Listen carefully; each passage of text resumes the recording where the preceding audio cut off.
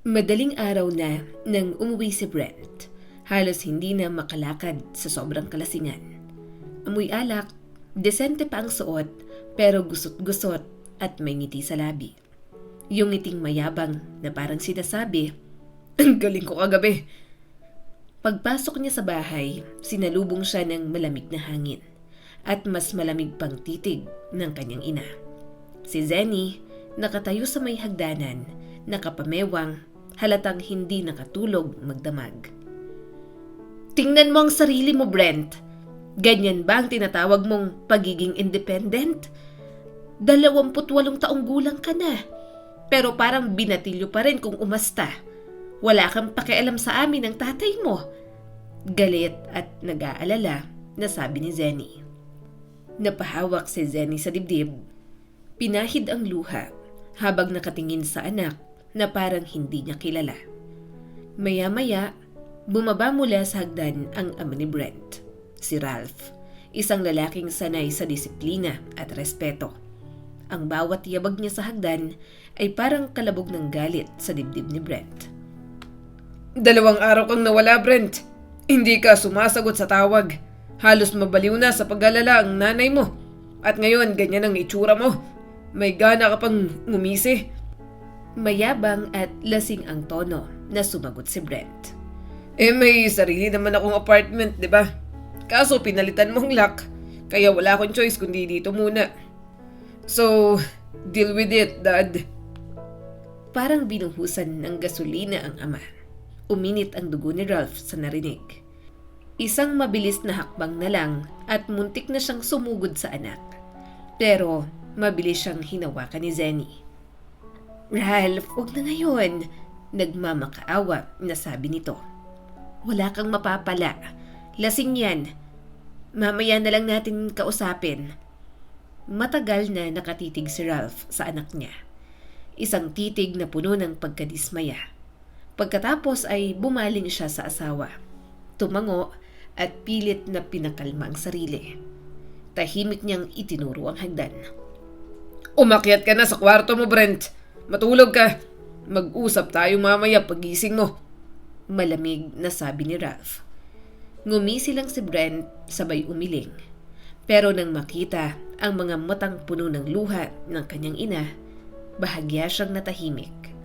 Tahimik siyang umakyat sa kwarto, habang ang bawat yabag niya sa hagdan ay parang paalala ng lumalalim na agwat sa pagitan nilang mag-ama.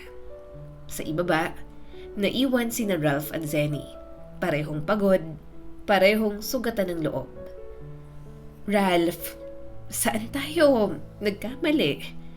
Mahina at halos pabulong na tanong ni Zenny.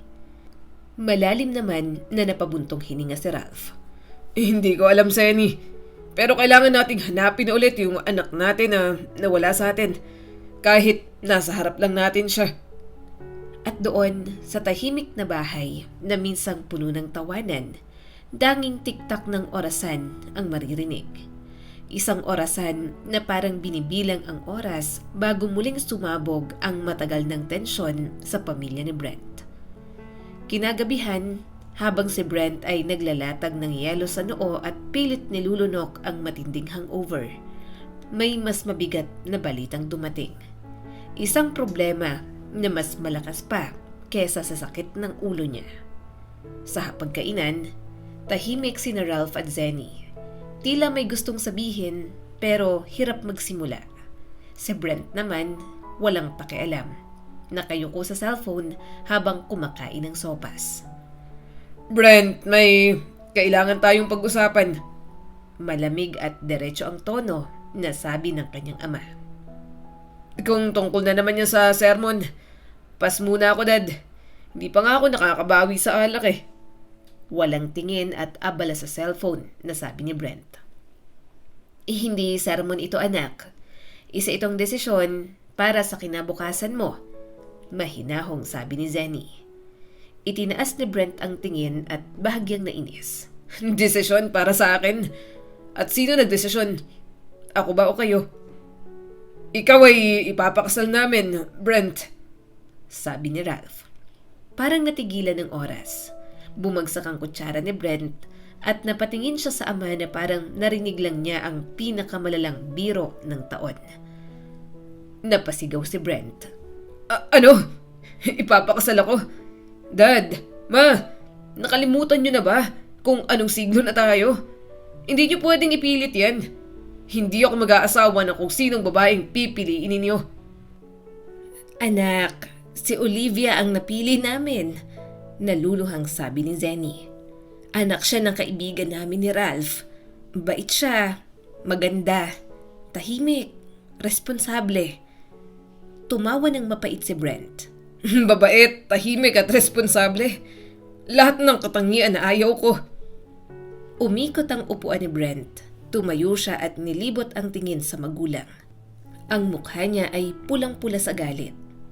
Hindi ako magpapakasal sa taong hindi ko mahal. May karapatan kang tumanggi, anak. Kalmado pero maotoridad na sabi ni Ralph. Pero dapat, alam mo rin, may kapalit ang bawat desisyon. Sarkastikong sumagot si Brent. Kapalit? Anong kapalit, Dad? Aalisan niyo ako ng allowance? Tatanggalan niyo ako ng kotse? O baka ipapablock niyo yung credit cards ko? Come on! You've been saying that for years. Sa mga salitang yon, lalo pang tumigas ang panga ni Ralph. Hindi siya sumagot agad, pero ang tingin niya sa anak ay parang matalim na salamin. Nakikita niya ang lahat ng pagkakamaling lumaki sa sobrang ginhawa. Lumaki si Brent bilang nag-iisang anak. Minahal, inalagaan, at sinanay sa luho. Ang negosyo ni Ralph ay matagumpay. Mula sa maliit na law firm, lumaki ito at nakilala sa buong lungsod. Ang pangarap ng ama, isang araw si Brent ang magpapatuloy ng kanilang pangalan. Kaya ipinadala niya ito sa England upang mag-aral ng law. Pero imbes na magbasa ng libro, mas pinili ni Brent ang magpakasaya. Alak, gimmick, babae, at walang direksyon. Hanggang isang araw, dumating sa opisina si Ben, dating kaklase ni Ralph, kasama ang anak nitong si Olivia. Isang dalaga na may maamong mukha at mahinhinang kilos. Nang una itong makita ni Ralph, agad siyang humanga. Maganda, matalino at disente. Kung lahat ng kabataan ay gaya ni Olivia, hindi sana ako nag-aalala sa anak ko, sabi ni Ralph noon. Ilang linggo lang, si Olivia ay natanggap sa legal department ng kumpanya ni Ralph. Sa edad na 25, mahusay na siyang abogado. Matapang sa korte, pero sa labas, tahimik, mahiyain at magalang. Para kay Ralph, siya ang perpektong asawa para kay Brent. So, this is it? Plano niyong ipakasal ako sa empleyado mo? Para bang promo ng kumpanya? Buy one business, get one wife free? Mapang-asar na tanong ni Brent. Tuluyan nang napaiyak si Zenny. Brent, anak, hindi ito biro. Gusto naming makita kang tumino, magkaroon ng direksyon. Si Olivia ang makakatulong sa'yo. Tigilan niyo ako. Hindi na ako bata. Hindi niyo ako pag-aari. Sigaw pa ni Brent. Napatayo si Ralph. Mabagal pero mabigat ang bawat hakbang. Lumapit siya sa anak at sa unang pagkakataon, hindi galit ang dala niya, kundi matinding pagkadismaya. Kung ganyan pa rin ang gusto mong buhay, Brent, kailangan mo na rin tumayo sa sarili mong paa. Simula bukas, wala ka ng allowance, wala ka ng sasakyan, wala ka ng credit cards. At kung ayaw mo magtrabaho, bahala ka, malaya ka, pero pagod na kami, sabi pa ni Ralph. Natahimik si Brent, hindi siya makapaniwala. Sa unang pagkakataon sa buhay niya, nakita niyang seryoso ang ama. Walang biro, walang awa, walang pag-urong. Si Zenny ay tahimik na umiiyak, habang si Ralph ay tumalikod at iniwan ang hapag na tila gumuho sa bigat ng katahimikan. Makalipas ang ilang araw, si Zenny ay nakaisip ng paraan. Isang ideyang para sa kanya ay makapagliligtas sa anak mula sa kawalang direksyon. Isang kasal kay Olivia, ang mabait, matalino at desente nilang anak ng kaibigan. Hindi tumutol si Ben sa mungkahi. Sa katunayan, natuwa pa siya. Para sa kanya, magandang oportunidad yon para mapalapit ang dalawang pamilya at mapag-isa sa negosyo. Ralph, si Olivia lang ang nakikita kong makakapagpatino kay Brent. Tahimik siya, responsable at marunong rumespeto. Kung may babaeng makakapagpabago sa anak natin, siya na yon. Malumanay na sabi ni Zenny. Kung yan ang paraan para matigil ang kalokohan ni Brent, handa akong subukan, sagot naman ni Ralph. Si Olivia naman, bagaman nagulat ay nanatiling kalmado. Hindi siya ang tipo ng babaeng nangangarap ng perpektong pag-ibig o mala fairy tale na kasal. Para sa kanya, sapat na ang respeto. Kung makakatulong po ito sa pamilya natin, Dad, at kung ito ang makakabuti sa kanila, papayag ako. Hindi ko kailangan ng pag-ibig para magsimula. Respeto lang muna. Siguro, darating din yung tamang oras. Habang ginuguhit ng mga magulang ang plano, si Brent naman ay walang kamalay-malay sa malaking desisyon na ginagawa para sa kanya. Pero nang ibinagsak ni Ralph ang huling salita, para bang tinamaan ng kidlat ang buong bahay. Brent, makinig kang mabuti. Kung tatanggi ka sa kasal na to, madali lang. Pinuputol na namin ang lahat ng suporta mo. Wala ka ng allowance, wala ka ng sasakyan, wala ng account. At yung apartment na binili namin para sa'yo, sa amin na ulit yun. Anak, ayaw naming umabot dito, pero kailangan mo nang harapin ang buhay, sabi pa ni Zenny. Kaya mamili ka, Brent. Pakakasalan mo si Olivia, papasok ka sa negosyo at titigil ka sa bisyo. O magpapatuloy ka sa buhay mo, dala ang binili mong diploma at pangalan na unti-unti mong sinisira. Tahimik ang buong bahay. Tanging tunog ng wall clock ang maririnig. Tila binibilang ang tibok ng puso ni Brent na unti-unting bumibilis. Hindi siya makapaniwala. Sa buong buhay niya, ngayon lang siya pinatawan ng ganitong ultimatum. Hindi niya inakalang magagawa ito ng kanyang mga magulang. Lalo na ng nanay niyang si Zenny, na laging kumakampi sa kanya kahit kailan siya magkamali. So ganito na lang. Kung hindi ako sumunod, wala na akong karapatan bilang anak. Paos at nagpipigil ng galit na sabi ni Brent. Hindi ganun, Brent. Ayaw mong tumino. Kailangan mo matutong mabuhay mag-isa. Matagal na kitang pinabayaan. Ngayon ay oras na para managot ka sa sarili mong pinili. Sa loob ng isip ni Brent, naghalo ang galit, hiya at pangamba. Hindi siya handa sa ganitong laban. Alam niyang wala siyang kakayahan mag-isa.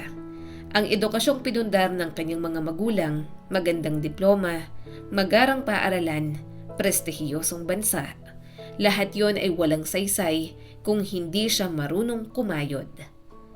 Naalala niya ang mga gabing puro alak at tawanan, ang mga umagang wala siyang ginawa kundi gumising ng tanghali at magplano ng kasunod na party. Ngayon, ang dating mundong pinagtatawanan lang niya, unti-unting bumabalik bilang bangungot. Anak, hindi namin to ginagawa para pahirapan ka, sabi ni Zenny. Ginagawa namin to dahil mahal ka namin. Gusto naming may direksyon ang buhay mo. Direksyon? O kontrol? Tumigil ka, Brent. Hindi mo naiintindihan ngayon pero balang araw ay mauunawaan mo. Matigas na sabi ni Ralph. Ang mga salitang yon ang pumunit sa katahimikan ng hapag. At sa huli, wala nang ibang daan at wala na ring ibang handang tumulong. Kaya napilitan si Brent na tanggapin ang kasunduan. Hindi dahil gusto niya, kundi dahil wala siyang pagpipilian. Fine. Kung yan ang gusto nyo, edi sige, pakakasalan ko si Olivia. Salamat, anak. Napaluhan na si Zenny. Ngunit sa loob ni Brent, hindi yun desisyon na galing sa puso, kundi sa desperasyon. Ang ngiting pilit sa kanyang labi ay hindi kasiyahan, kundi isang maskarang nagtatago ng pagkamuhi. Lumipas ang ilang linggo at dumating ang araw ng kasal ni na Brent at Olivia.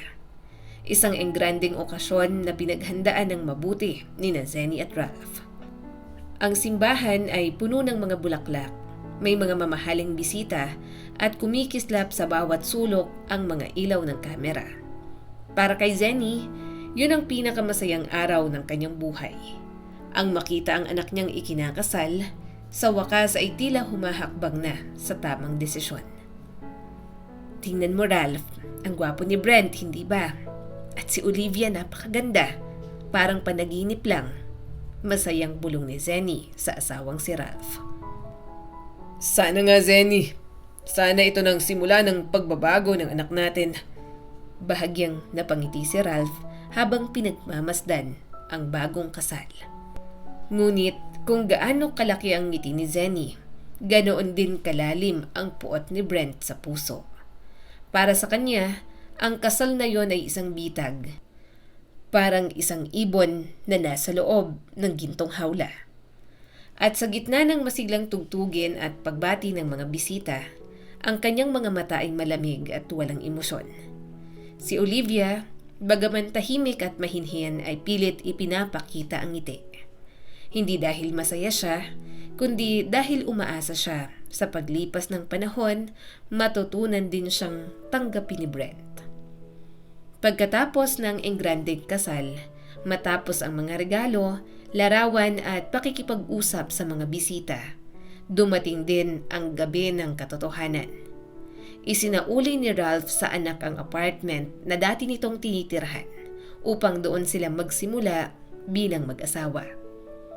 Ngunit sa unang gabi pa lang, ang tahanan ay napuno ng galit. Makinig ka, Olivia! Ang huling bagay na gagawin ko ay matulog sa iisang kama kasama ka. Hindi kita mahal. At huwag mong isipin na mapapalapit ako sa'yo dahil lang pinilit nila akong pakasalan ka. Gold digger ka lang. Mapait na sabi ni Brent. Tumigil si Olivia at hindi nakasagot. Tahimik niyang inalis ang kanyang belo at nang makita niyang walang pag-asa ang gabing yon, marahan siyang lumayo.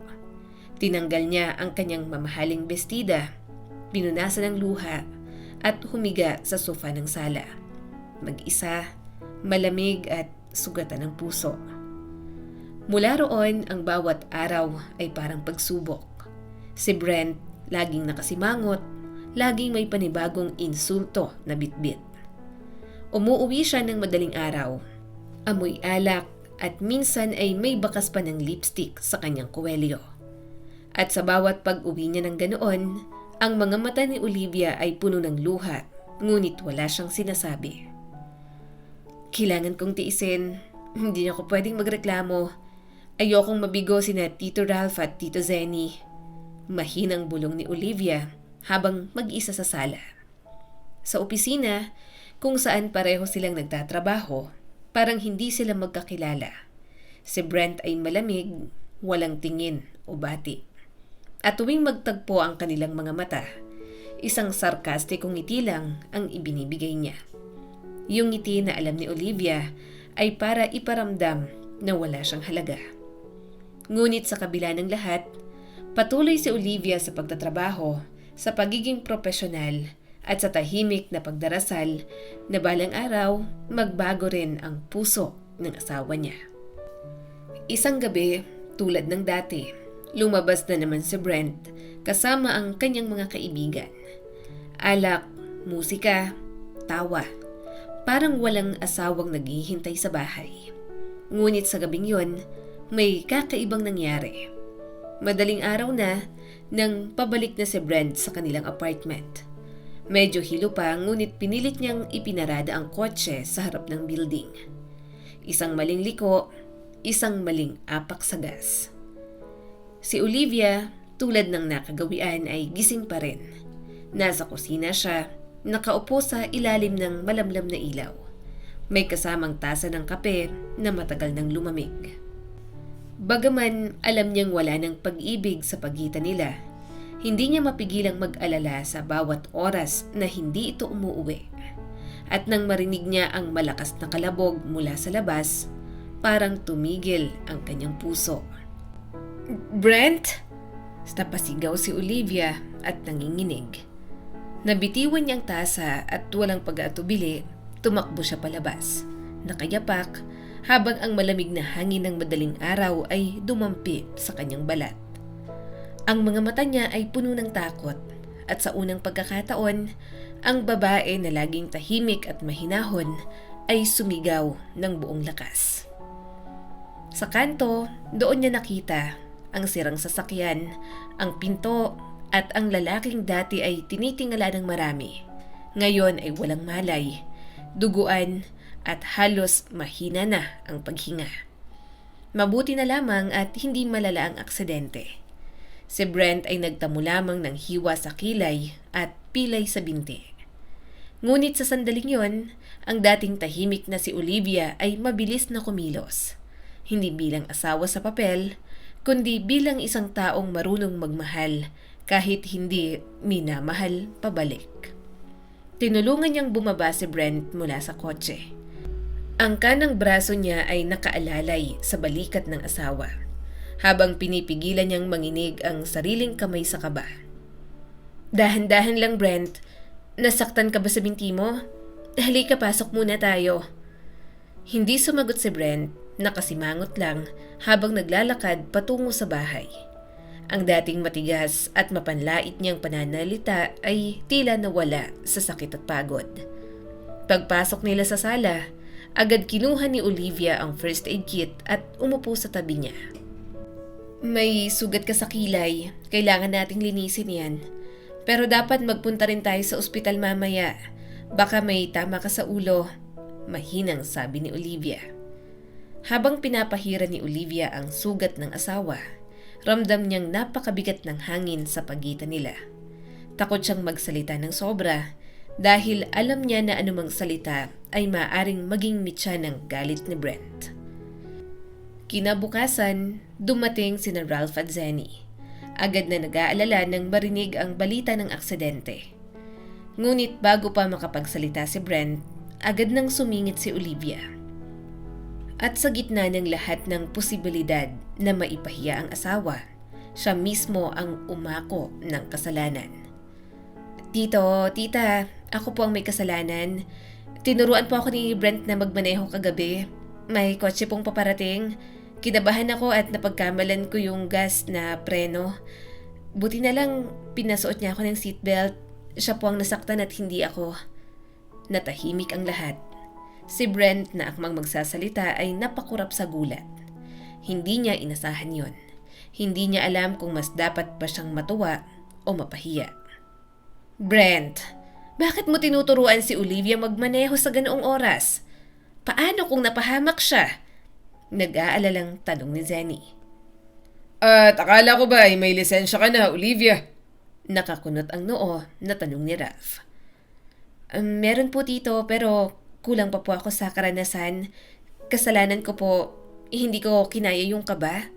Nakayuko at mahinang boses na sabi ni Olivia. Pagkatapos ng ilang sermon tungkol sa pagiging pabaya, nagsimula na ring humupa ang tensyon. Nagbilin si Ralph na magpahinga muna si Brent at magtrabaho na lang sa bahay. Habang si Zenny naman ay tahimik na hinaplos ang pisngi ng anak. Magpahinga ka, anak. At ikaw, Olivia, salamat sa pag-aalala sa kanya. Puno ng lambing na sabi ni Zenny. Pagkaalis ng mga magulang, nanatiling tahimik ang bahay. Si Brent ay nakaupo sa sofa, pinagmamasdan si Olivia habang inaayos nito ang natapon na mga gamit. Salamat, simpleng sabi ni Brent. Ang simpleng salita na yon ay halos hindi niya nasabi kailanman. Pagkatapos ay marahan siyang tumayo, lumakad ng paika-ika papasok sa kwarto. Si Olivia naman ay tahimik lang nang ngumiti. Bagaman alam niyang hindi yon tanda ng pagbabago, ngunit kahit papaano, yun na rin ay isang simula. Habang siya ay naghahanda ng tanghalian, bago pumasok sa opisina, napatingin si Brent sa lamesa. Sa mainit na sabaw, sa sinangag, sa maayos na pagkakalagay ng mga kutsara. Sa unang pagkakataon, napansin niyang masarap pala ang luto ni Olivia. Habang sinusubo ang pagkain, Napatingin siya sa paligid ng bahay. Malinis, maayos at tahimik. At sa isang iglap, naalala niya ang lahat ng beses na sinaktan niya ito sa salita. At kung paano sa kabila ng lahat, ni minsan ay hindi siya isinumbong sa mga magulang niya. Sabihin mo nga, Olivia, bakit mo palaging tinatakpan ang mga kalokohan ko? Natatakot ka bang kapag nalaman ni na mommy and daddy ang totoo, patatalsikin ka rin nila? Malamig at mapang-asar na tanong ni Brent. Napahinto si Olivia, ibinaba ang bag at tumingin ng diretso sa kanya. Hindi galit, hindi rin takot, pero bakas ang pagod. Hindi ako natatakot para sa sarili ko, Brent. Nag-aalala ako sa kanila, sa mga magulang mo. Ayokong masaktan sila o mabigo sa paniniwala nila na nagbago ka na. Kung aalis ako rito, may uuwian pa rin ako. Pero sila, baka tuluyang mawala ng pag-asa sa'yo. Natahimik si Brent sa loob ng ilang segundo. Ngunit hindi nagtagal, napailing siya at tumawa ng mapait. Pagod na raw. Bakit ka pa nagtatrabaho? Hindi mo ba alam na sinasamba ka ni na mommy and daddy? Para sa kanila, ikaw ang dahilan kung bakit ako naging responsableng asawa. Kaya mo siguro ako pinagtatakpan dahil gusto mong manatili sa ginhawa, no? Ginagawa mo to dahil komportable ang buhay dito. Hindi, Brent. Ginagawa ko to dahil ayokong mawala yung kasiyahan ng mga magulang mo. Masaya silang nakikita ka nagtatrabaho sa kumpanya ng tatay mo. Ayokong mawala yon. Kasi sa totoo lang, mabubuting tao sila at lubos na nire-respeto ng tatay ko. Ang mga salitang yon ay tumama sa dibdib ni Brent. Parang sampal na hindi niya inasahan. Ngunit imbes na matauhan, lalo siyang nanggalaiti. Alam mo kung ano ka, Olivia? Isa kang mapagpanggap. At ako ang masama. Ikaw lang naman ang sobrang bait na kunwari martir, pero sa totoo lang, enjoy na enjoy ka sa buhay mayaman dito. Hindi mo na kailangang ipaliwanag, Brent. Alam ko na. Pero sana kahit minsan, matutunan mong magpasalamat. Ngunit imbes na humupa, lalo pang tumindi ang galit ni Brent. Tumayo siya, itinapon ang baso na may alak sa mesa at sumigaw ng buong galit. Alam mo, Olivia, isa kang dahilan kung bakit nasira ang buhay ko. Hanggat hindi ka umaalis, hindi ako magkakaroon ng kapayapaan. Kaya oo, magtapon ka ng luha kasi magpapatuloy ako mang-insulto hanggat kusa kang lumayas dito. Ngunit bago pa man makasagot si Olivia, narinig niya ang mabibilis na yabag mula sa hallway. Isang pamilyar na boses ang sumigaw, puno ng galit at hinanakit. Brent! Anong klase kang anak? Narinig ko ang lahat. Nanginginig sa galit na sigaw ni Zenny. Napatigil si Brent sa pinto ng sala, nakatayo ang ina. Si Zenny, namumulang mukha, nanginginig ang mga kamay. At ang mga mata, puno ng luha at pagkadismaya. Anak, wala ka bang konsensya? Hindi ka ba marunong rumespeto? Lalo na sa asawa mong ginawa ang lahat para hindi kami masaktan? Napayuko si Brent, ngunit wala siyang nasabi. Ang mga salitang yon ay parang mga sibat na tumama sa puso niya. Ngunit huli na, sapagkat patuloy sa pagsasalita si Zenny. Biglang bumigat ang kanyang paghinga. Diyos ko, Ralph, anak, humihingal na sabi nito at nakahawak sa dibdib. Namilog ang mga mata ni Brent. Si Olivia, mabilis na tumakbo papalapit. Hinawakan niya ang kamay ni Zenny na unti-unting nawawala ng lakas. Tita Zenny! Brent, tumawag ka ng ambulansya, dalian mo! Umiiyak at sumisigaw na sabi ni Olivia. Agad namang kumuha ng telepono si Brent, ngunit sa pagmamadali, natapilok siya. Ang sugat sa kanyang binti ay muling dumugo at siya ay bumagsak sa sahig. Diyos ko, Brent! Dali, sige ako na lang! Agad dinampot ni Olivia ang telepono, pinindot ang emergency number At sa gitna ng luha at kaba, ay sumigaw siya sa kabilang linya. "Hello! Ambulansya, pakibilisan ninyo! Pakidalian po, may inatake sa puso, please!" Habang naririnig ang boses ni Olivia na nanginginig sa takot, ang katahimikan ng paligid ay tila bumalot sa buong bahay. Sa sandaling yon, napatingin si Brent sa sahig habang nakaluhod, duguan at tulala. Sa unang pagkakataon sa matagal na panahon, naramdaman niyang siya mismo ang dahilan ng paghihirap ng mga taong nagmamahal sa kanya.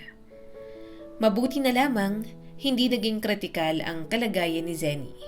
Dahil sa sobrang tensyon at pag-aalala, tumaas ng labis ang kanyang presyon.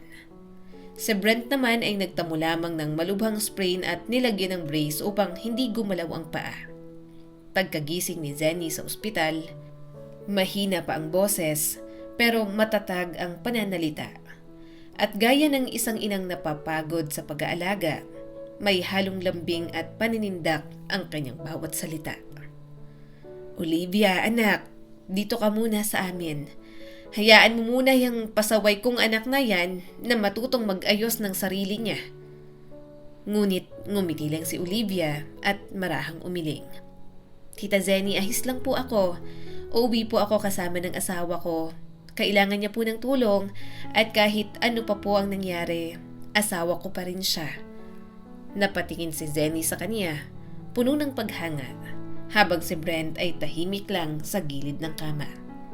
Hindi makatingin sa mga mata ni Olivia. Lumipas ang 2 linggo, tahimik ang bahay nila, ngunit kakaiba ang katahimikang yon. Hindi na puno ng sigawan o panunumbat.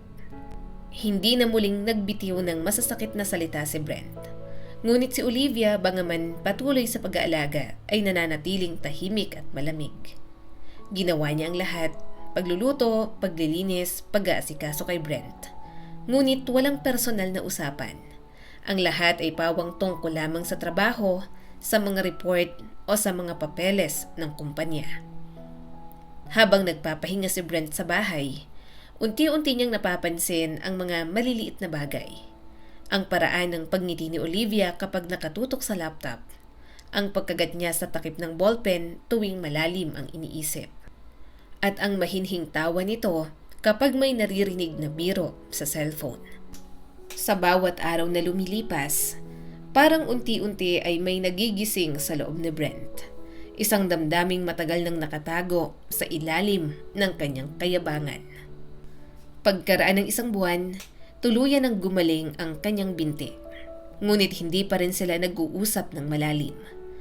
Parang 2 tao na magkasama sa iisang bubong, ngunit may pader na pagitan.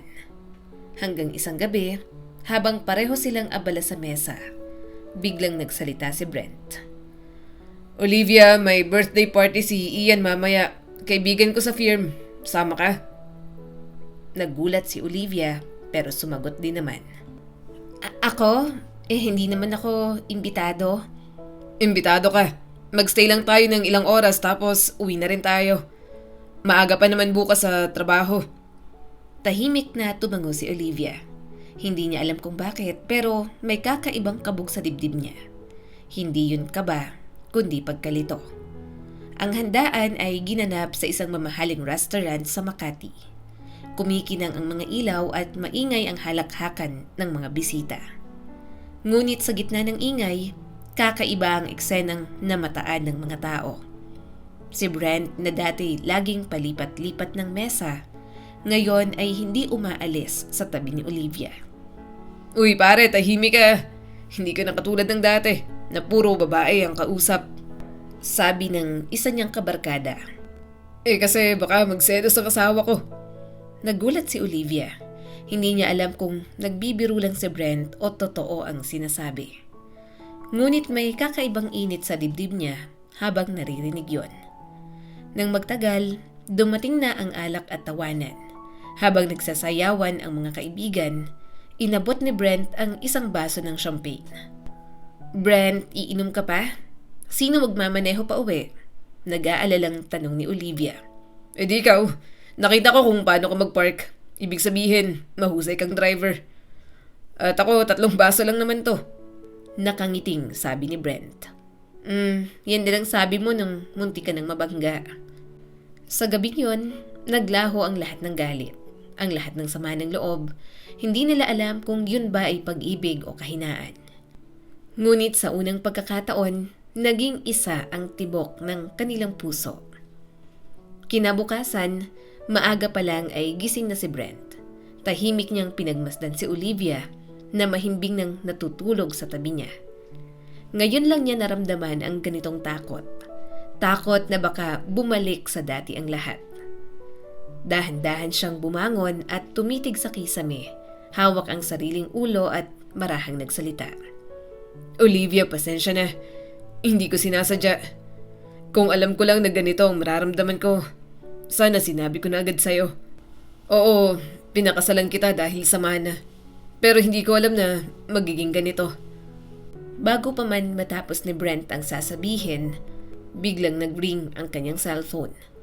Si Ralph ang tumatawag. Brent, kailangan ka rito sa opisina. May nangyaring emergency sa kontrata. Dalian mo. Napatingin si Brent sa direksyon ng kanyang asawa. Agad siyang umalis nang hindi nagpapaalam. Mabilis niyang tinapos ang trabaho sa opisina. Ipinaliwanag sa ama na kailangang makauwi agad. Ngunit pagdating niya sa bahay, ang unang napansin niya ay ang katahimikan. Walang ingay ng kawali, walang amoy ng nilulutong ulam, walang presensya ng babaeng lagi niyang nakikita. Ma'am, si Olivia nasaan siya? Kinakabahang tanong ni Brent. Naguguluhan naman na sumagot si Zenny. Wala dito anak. Akala ko kasama mo. Napahinto si Brent at doon niya napansin ang isang note sa ibabaw ng mesa. Ang sulat kamay na agad niyang nakilala. Magpa-file ako ng annulment para hindi mo na kailangan mag-alala. Hindi ka rin maalisan ng mana. Hangad ko ang kaligayahan mo, Olivia. Nabitiwan niya ang papel at ang mga salitang yon ay parang kutsilyong tumusok sa puso niya. Olivia! Mabilis siyang lumabas ng bahay, bit-bit ang takot at pagsisisi. Ma, saan ko siya hanapin? Nasaktan ko siya pero hindi ko sinasadya. Misunderstanding yun. Hindi ko gustong mawala siya sa akin. Humihingal na sabi ni Brent. Napatingin si Zenny sa anak at sa unang pagkakataon, nakita niyang totoo na ang damdamin nito. Hindi kayabangan, hindi galit, kundi pag-ibig. Anak, alam ko kung saan siya pupunta. Kay Ben, ang tatay niya. Hanapin mo siya ron at kung mahal mo talaga siya, huwag kang uuwi nang hindi mo siya kasama. Mabilis na tumakbo si Brent papunta sa labas. Bit-bit ang isang bouquet ng pulang rosas at tila ito na ang huling sandatan niya laban sa galit at lungkot.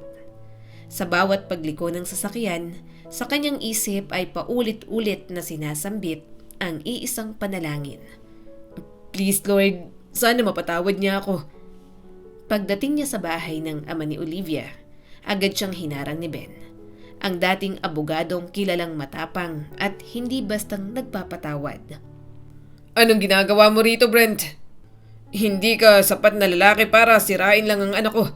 Tapos ngayon, babalik ka na parang walang nangyari. Sir, nagkamali ako at handa akong ayusin ang lahat. Hindi ko alam kung paano pero hindi ko kayang mawala si Olivia. Mahal ko po siya. Taimtim na sabi ni Brent. Tahimik na tumitig si Ben sa kanya. Nakita niya ang luha sa mata ng binata na minsang kinainisan niya. At sa huli, bumuntong hininga siya at tinuro ang pintuan. Nasa kwarto. Pero Brent, sana hindi mo na siya paiiyakin ulit. Pumasok si Brent at sa bawat hakbang, ramdam niya ang pabilis na tibok ng puso niya. Pagbukas ng pinto, nakita niya si Olivia. Nakaupo sa kama, hawak pa ang maliit na bag na tila handa nang umalis. Olivia, mali ang intindi mo. Hindi ko sinasadya yung sinabi ko. Hindi mo man ako pinakinggan. Gusto kong itama to ngayon. Puno ng pagsisisi na sabi ni Brent. Tahimik si Olivia hanggang sa tuluyan siyang lumapit. Lumuhod si Brent sa kanyang harapan at hinawakan ang mga kamay nito ng buong lambing. Olivia, patawarin mo ko sa lahat ng sakit na binigay ko. Pasensya na kung huli kong sinabi pero mahal kita. At hindi ko pinagsisisihan ni isang sandali na nakasama kita. Wala akong pakialam sa mana, sa negosyo o sa pangalan at ang mahalaga lang ay ikaw. Huwag mo kong iwan, Olivia. Please. Ang mga luhang matagal nang pinigil ni Olivia ay tuluyang bumagsak. Tiningnan niya ang lalaking dating puno ng galit, ngunit ngayon ay nakaluhod sa harap niya. Brent, mahal din kita. Hindi ko naman talaga gustong umalis. Natakot lang ako. Pero kung totoo ang sinasabi mo, handa akong magsimula ulit. Sabay silang umuwi, hawak kamay at may ngiting puno ng pag-asa. Pagdating sa bahay, hinarap ni Brent ang mga magulang at sa gitna ng kanilang paghanga, muling bumalik ang sigla ng kanilang tahanan. Mom, Dad, salamat. Kung hindi dahil sa inyo, hindi ko mararanasan kung gaano kasarap magmahal at mahalin. Ngayon ko lang masasabi, ako ang pinakamasayang lalaki sa mundo. Nakangiting sabi ni Brent. At sa wakas, ang kasal na minsang itinuring na sapilitan ay naging tahanan ng tunay na pag-ibig. Ang mga sugatang puso ay natutong maghilom at ang dalawang kaluluwang minsang magkaaway ngayon ay nagkakaisa sa isang salita, pagmamahal. Tuwing gabi, umuuwi ng mas maaga si Brent. At sa tuwing bubuksan niya ang pinto, sasalubungin siya ni Olivia. May ngiti sa labi at pagmamahal sa mga mata. Minsan, habang magkasabay silang naghahanda ng hapunan, napahinto si Brent at tinitigan ang asawa. Alam mo, minsan naiisip ko, Olivia, kung hindi mo ako pinatawad noon, baka hanggang ngayon, wala pa rin akong direksyon. Hay nako, minsan kailangan mo talagang masaktan para matauhan, Brent. Pero hindi ko rin nakalain na ang lalaking minahal ko ay magiging ganito na ngayon. Responsable, totoo at marunong magmahal. Nagkatinginan silang dalawa at sa gitna ng simpleng hapag, muling tumibok ang puso nila ng sabay. Hindi dahil sa luho, hindi dahil sa ganda ng paligid, kundi dahil sa kababaang loob at katapatan. Si Ralph at Zenny na noon ay puno ng pag-aalala, ngayon ay masayang nakatingin sa kanilang anak. Ang dating pasaway na si Brent, ngayon ay isang mabuting asawa at anak. At higit sa lahat, ang lalaking natutong magmahal ng tapat. Ralph, tingnan mo sila. Yung ipinagdarasal ko noon, hindi marangyang buhay kundi mapayapang pamilya. At yan ay bunga ng tunay na pagbabago. Hindi kailanman huli para matuto ang puso. Sa buhay mag-asawa, hindi sapat ang ganda ng kasal o karangyaan ng tahanan. Ang pinakamahalagang kayamanan ay ang pag-ibig na marunong magpatawad. Ang pag-ibig na handang tumulong sa isa't isa kahit walang kapalit. At ang pag-ibig na hindi sumusuko dahil ang tunay na pagmamahal ay hindi hinahanap, kundi pinipiling alagaan araw-araw. Muli, ako po si Skylar Guro at sana may bago na naman kayong natutunan sa kwento natin ngayon. Maraming salamat po.